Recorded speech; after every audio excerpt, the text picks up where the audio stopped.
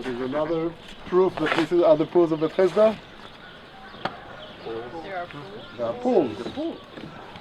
Why we think they are the Bethesda, we'll talk about in a minute. But I wanted you to see pools. I don't know what you realize from what you looked at. And again, when we walk on the streets of Jerusalem, there's always ruins under our feet. But the ruins are right here. And that makes sense. When you go over there, you fall down very deeply. Which means that already when the ruins were standing, that was a pool right there. Hi. Ken, hi. Hi. Hi.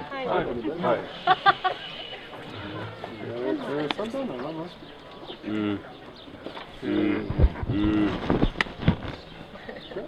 The parking place. Alright, I'll be back. Anyway, back to the story. Already 2,000 years ago, when the ruins down there were houses and buildings, not houses but buildings, there is a pool, actually two pools, from the wall in the center and to the south, one pool, and to the north, another pool. And as I said, you know, when ruins above ruins, big buildings, streets, we have a parking lot here above the pool, not a building. So these are pools from, as I said, 2,000 years ago, maybe before that, and of course after. We came through the Lion's Gate. We know that there were always gates in the walls of Jerusalem in this place, because basically that's a kind of low area between the Temple Mount on the south and this little area here that is higher in the north. So it's a very easy path in the city. The Lion's Gate, more or less the same location throughout all history. So we have the gate and we have the pool. We only need to read. John chapter 5. After this, there was a feast of the Jews, and Jesus went up to Jerusalem. Now there's at Jerusalem by the sheep market, or in some translations, a gate, a pool, which is called in the Hebrew tongue Bethesda, which means, in the Hebrew tongue, pool. No. Speak the language of the Hebrew. It means nothing, because it's not called Bethesda. It's called Beit Seida. Beit Chesda. Beit Chesda, by the way, in Aramaic, not in Hebrew. In Hebrew, Beit Chesed. Beit Chesda, the house of grace. That's what it means. Beit Seida. Having 5 porches, in these lay a great multitude of impotent folk, of blind, hurt, withered, waiting for the moving of the water. For an angel went down at a certain season into the pool and troubled the water.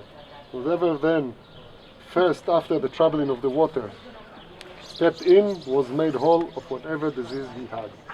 And a certain man was there, which had in infirmity 38 years.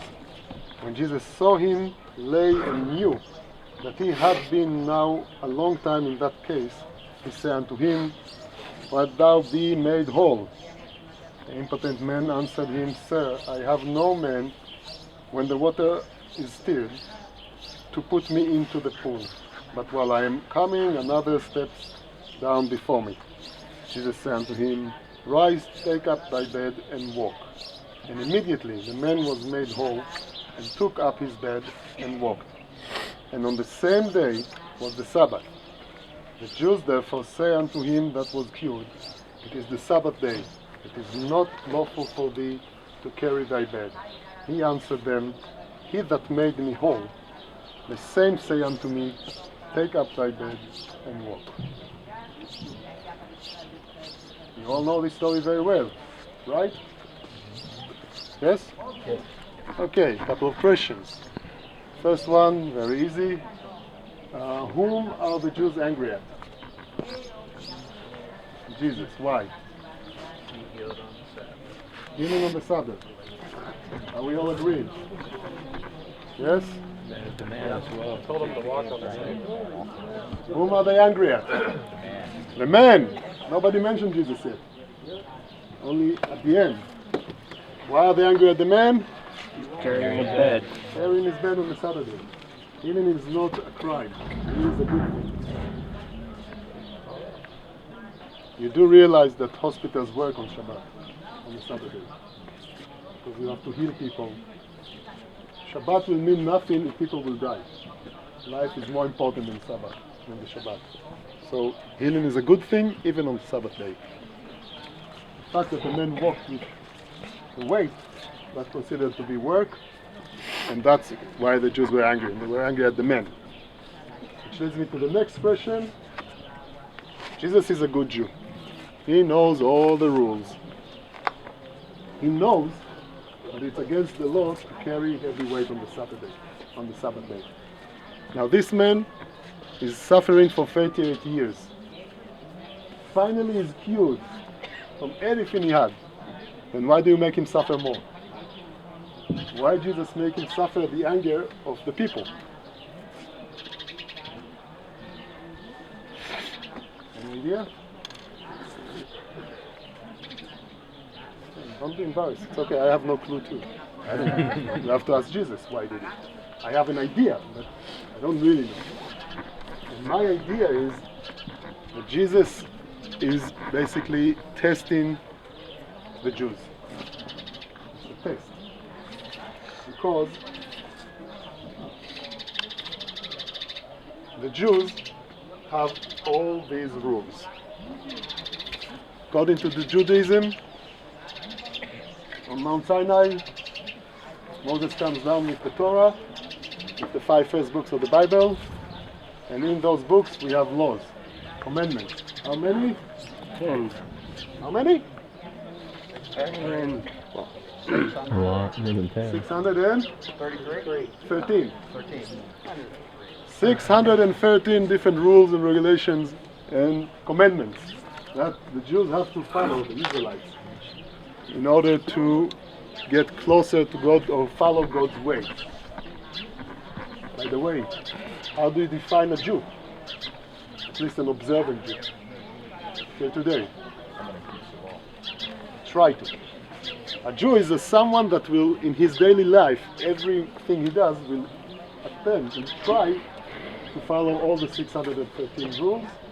Trust me, it's impossible. Probably on purpose impossible. The idea is that you try. You have to try and follow it. So, these rules became very important to the Jews.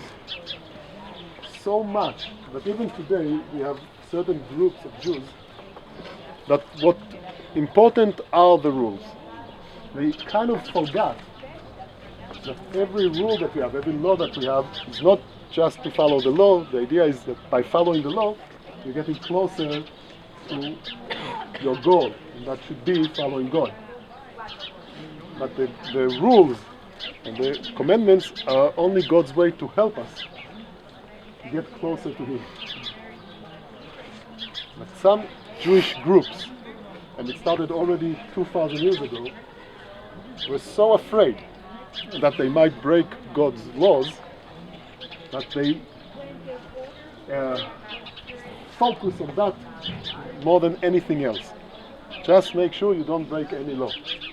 Of course, in many occasions, since we don't already 2,000 years ago understand completely God's will through the scriptures, we have the rabbis to tell us what really God meant when He said ABC and how we should follow Him in the right way.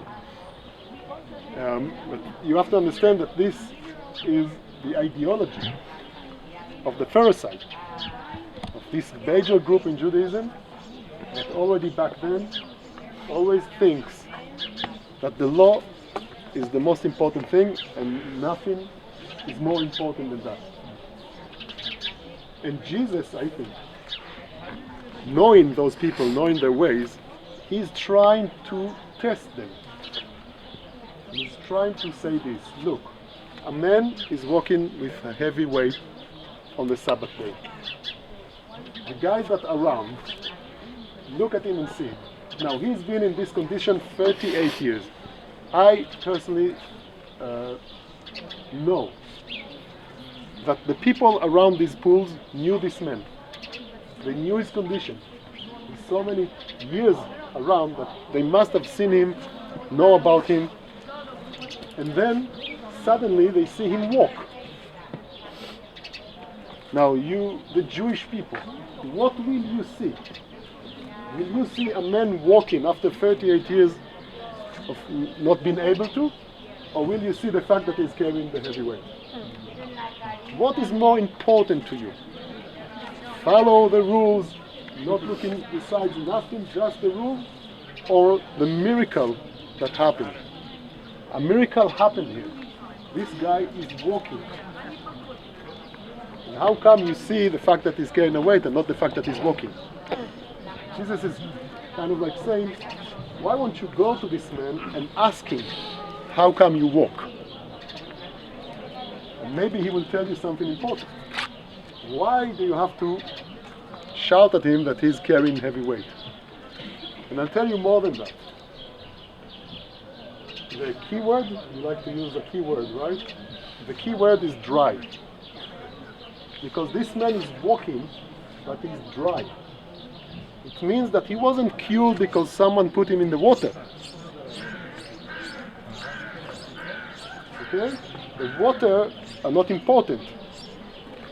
Not anymore at least. Now, salvation, cure, everything comes through Jesus. And that's a new thing. And nobody put him in the water. Jesus doesn't need the water to heal him. He didn't help him by putting him first in the water. He healed him by healing him. And that's what Jesus wanted them to see. This man is dry and he's walking. Look, see that. But they didn't. All they saw is that he's carrying the heavy weight. Basically means they missed the opportunity to learn about Jesus. Questions so far? Remarks? Okay, now let me go even further and ask you a question. Think about yourself.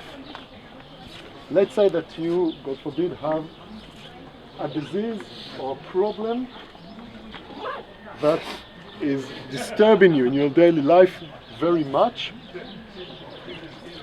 There is a cure to that disease, to that problem, but let's say that this cure costs $1 billion. Okay?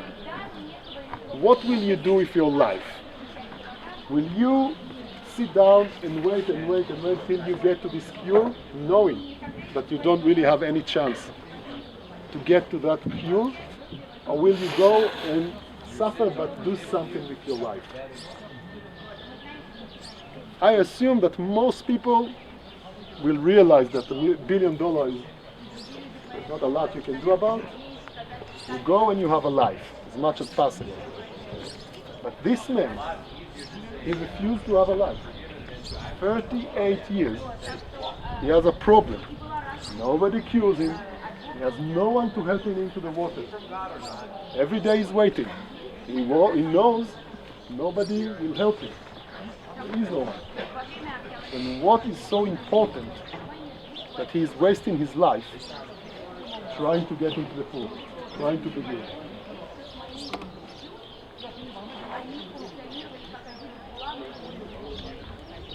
Any idea? Wants to go into the temple. What does it mean? When? As a cripple, he wasn't able or permitted to enter into the temple. Do you know that? Did you know that? Mm-hmm. Yeah? No? Well, we don't know that for a fact. But when we read Samuel chapter 5,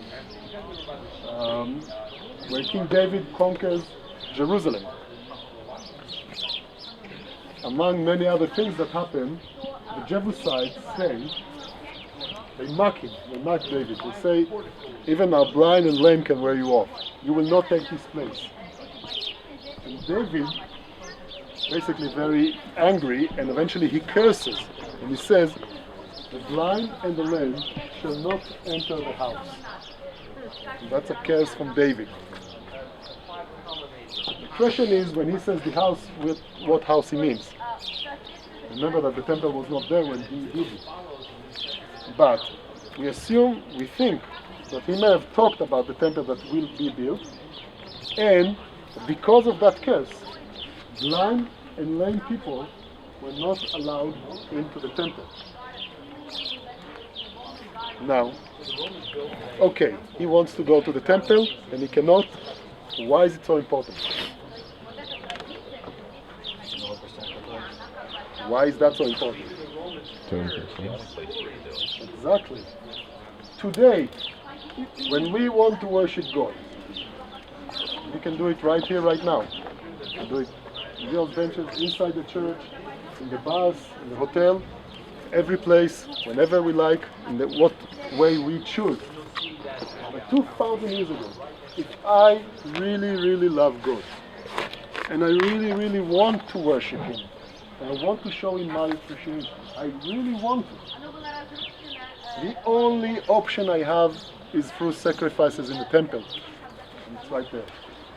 There is no other way to show God the love, to worship, only through sacrifice in the temple. And if I truly, really, really love God, but I cannot go to the temple, that's a very big problem. And personally, I think that when Jesus comes to the pool, when he sees this man, he's not seeing a sick man that wants to be healed. There are many others like that all around.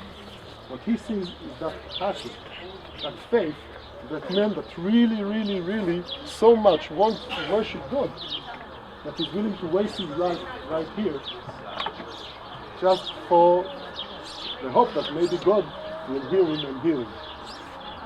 Just so he can go and worship. And by the way, if you keep reading the story, the next place we meet this man is in the temple.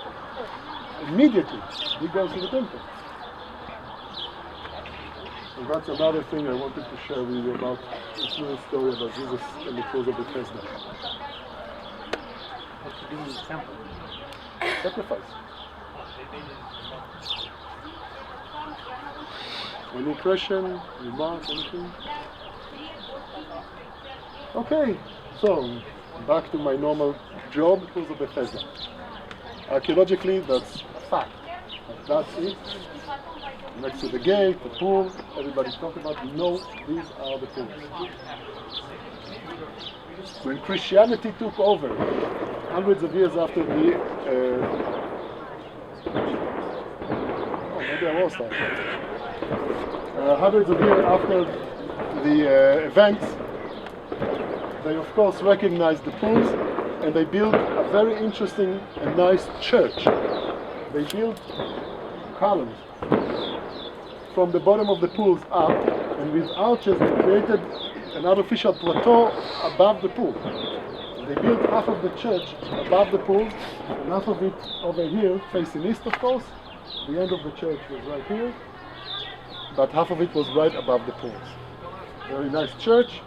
It was destroyed years later.